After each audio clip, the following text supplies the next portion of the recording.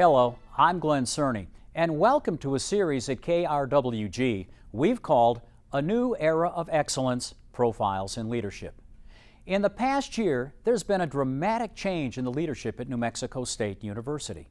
While the arrival of President Barbara Couture has been well documented, the university has also welcomed a new provost and deans for arts and sciences, engineering, and education. NMSU is not only among the largest employers in the immediate area, but serves the entire state as the land-grant institution. Decisions by the leadership of the school can impact the short-term success of the state and go a long way in setting the tone for the future of the land of enchantment. Our hope for this series is twofold. The first objective is to introduce you to these influential individuals to learn more about their background and experience. The second is to provide a glimpse of where they see the university today and where they feel they need to guide us to meet the needs for tomorrow. This is somewhat complicated by the short period of time that some have been on campus. Only 2 of the 3 leaders we interviewed last summer have been on campus for an extended period. In the first segment, we talked to Dr. Ricardo, the Dean of Engineering. As a native of Las Cruces and NMSU alum, Dr. Jacquez is not unknown to many of you. Still, we thought it'd be a good place to start by reintroducing him to everyone. Let me start with you. Where are you from? What's some of the background? Who are you as we introduce you to the Las Cruces and southern New Mexico audience? I'm homegrown. I was born in El Paso, but never really lived there. I lived in the Mesilla Valley. I've lived in Las Cruces. I've lived in Mesilla Park. I've lived near Mesquite, Bracito as they call it. I've even lived in Hatch for a short time. So I grew up in the Mesilla Valley. So this is my home. I went to high school here, graduated from Las Cruces High School.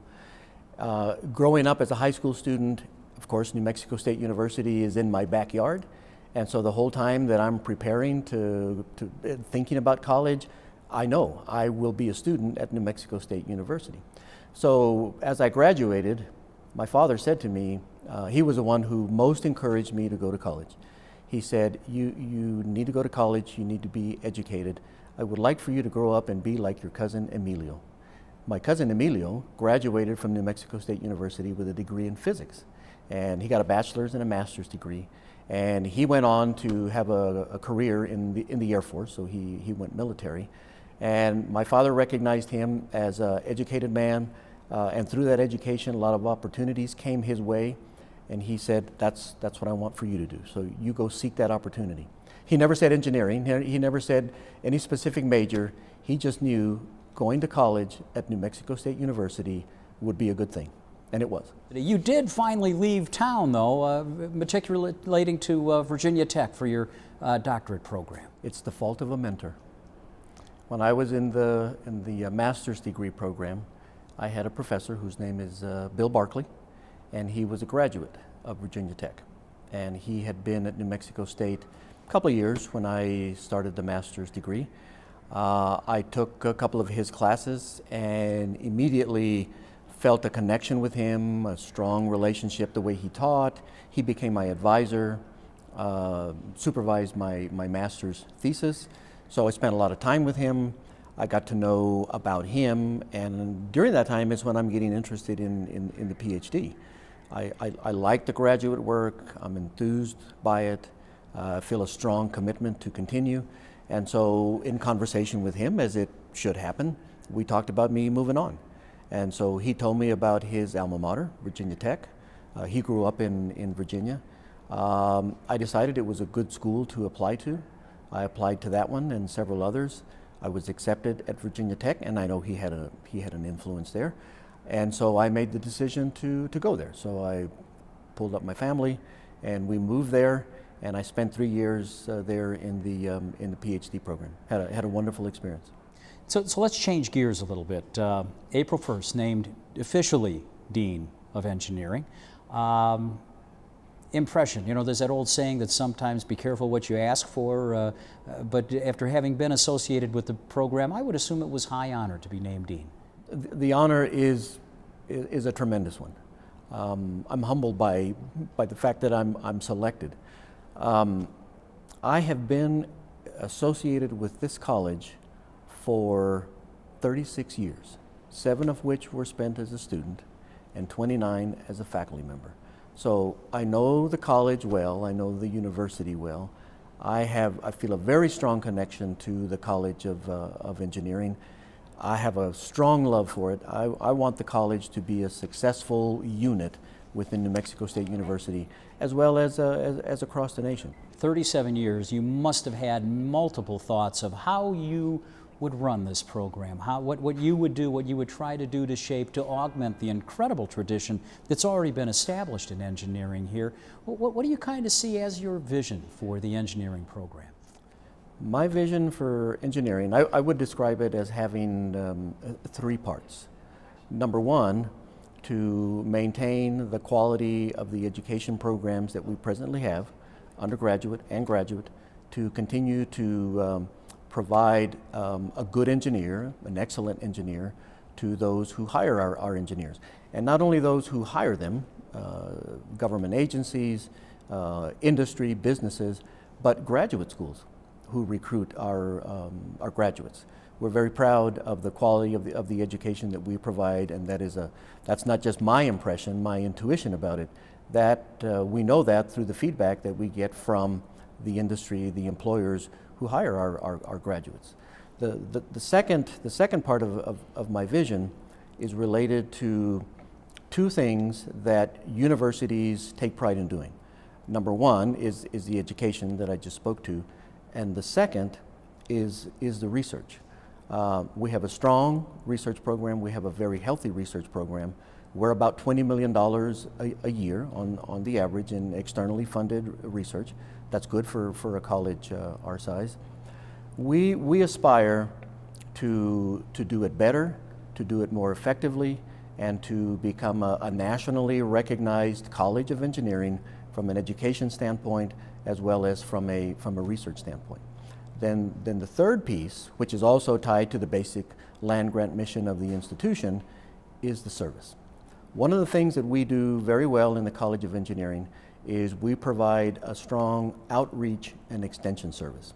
We do it in a couple of ways. We provide outreach to the K-12 community for math and science instruction, preparing for entering engineering disciplines, with community colleges, including our own system community colleges within NMSU, and the independent colleges across the state where they can transfer and articulate their coursework into engineering degrees here at New Mexico State.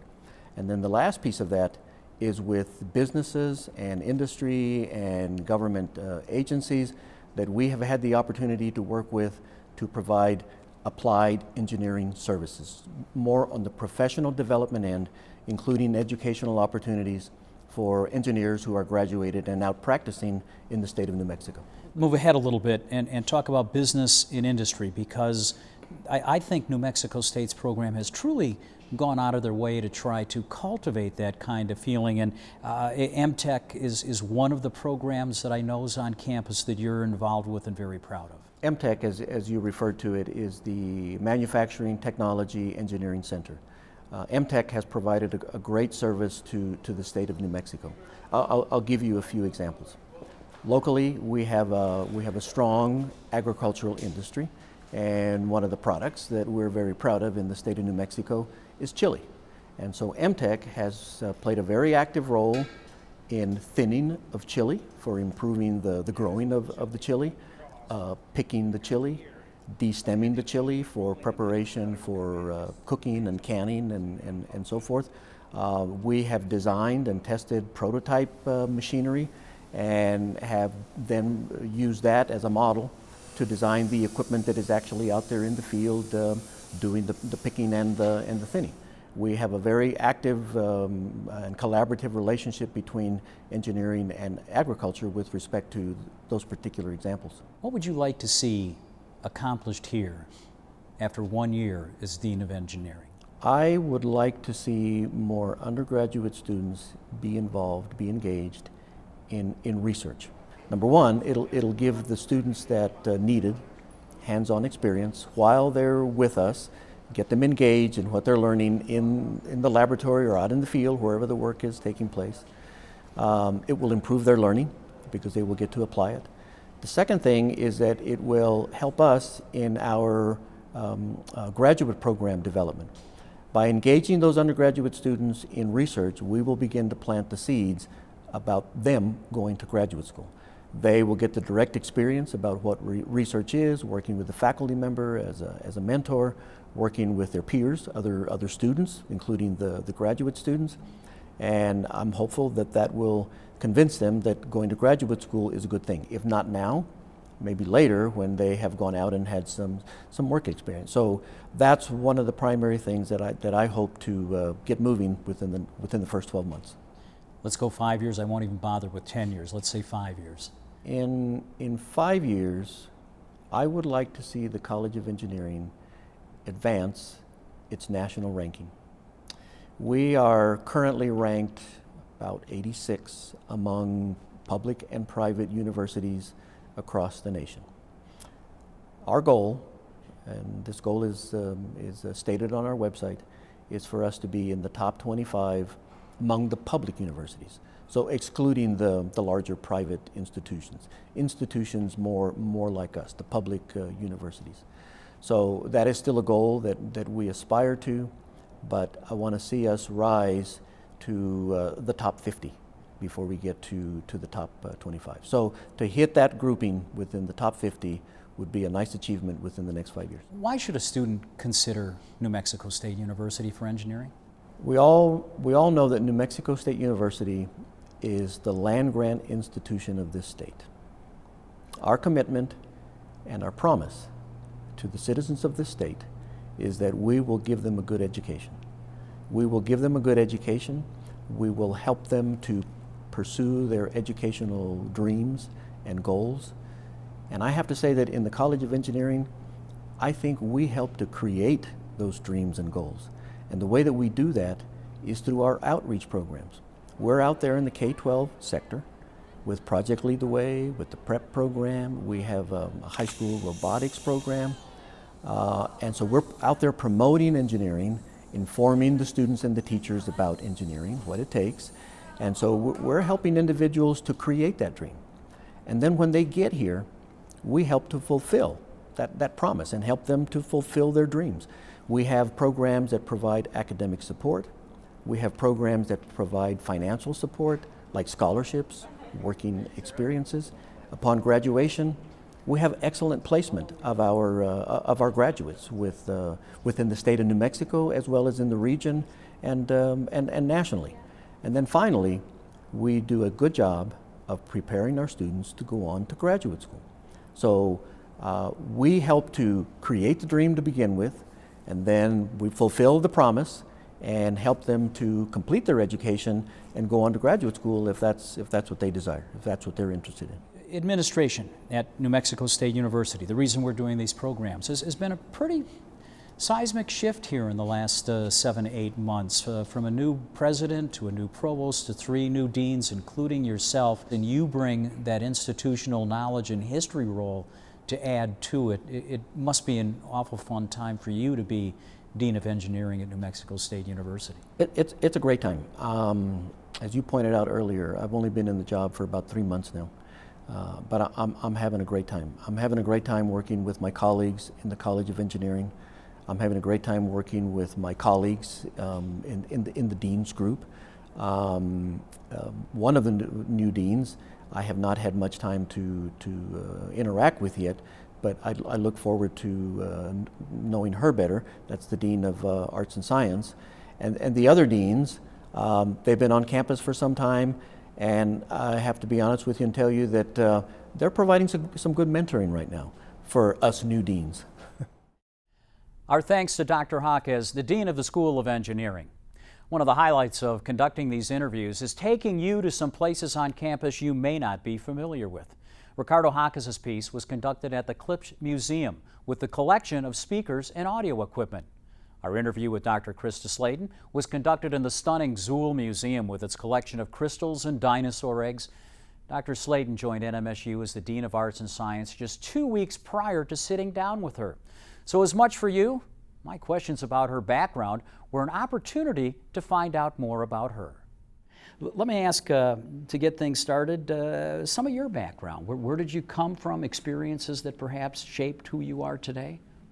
I grew up in the South. My father was from a farming family. My mother was from Charleston, South Carolina on the coast, and all my family from the South. And neither of my parents were educated, but when I say educated, they had less than high school education. So they had a desire that their 5 children would get college education. We could do anything that we wanted to do, but we had to get a college education, and we all did. And most of us went off and got graduate degrees as well. But I did have desire to get outside the South because all my relatives lived there. I knew nothing else.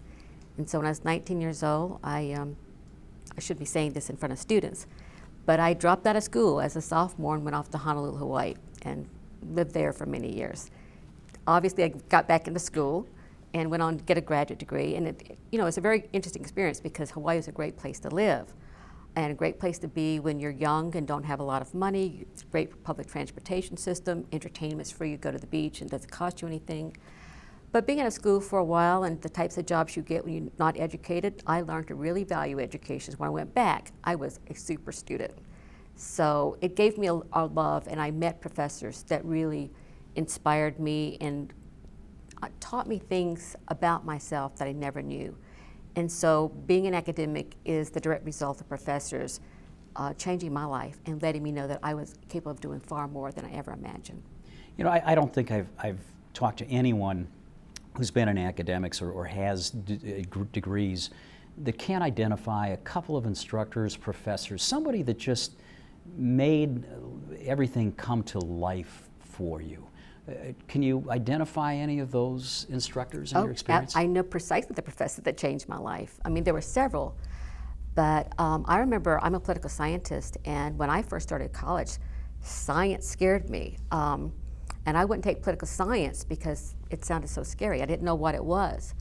And I ended up later on, when I became a very serious student, taking a political science class, and the professor was very difficult, very demanding, but knew a lot, and he would work really hard with you to excel. And he helped me be my best and helped me see potential that I never thought of. So yes, I know exactly who that person is. I have to tell you, you moved the wrong direction to totally span the United States. You've been in Hawaii, Tennessee, Alabama, and then you went west again to New Mexico instead of one of the Carolinas. Right. What attracted you to New Mexico?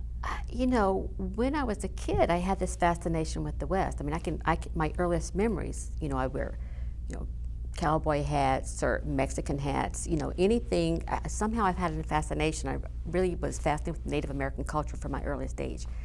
When I was an undergraduate, I took a course in short stories and read several D.H. Lawrence short stories and had to do background on his life and found out he had lived in Taos for a while. So I developed this kind of fantasy life of the West. So about 10 years ago, I came out to Albuquerque, not my first time, but the first time to really visit. And I came with no plan. A couple of my friends had been here, gave me a couple of books about the best thing to do in New Mexico. So I had a little checklist. The best place to go horseback riding, the best place to see a sunset, the best place to, be on a ski lift. And I just had my little priority list. And the state motto is so perfect, the land of enchantment, because it was really an enchanting trip.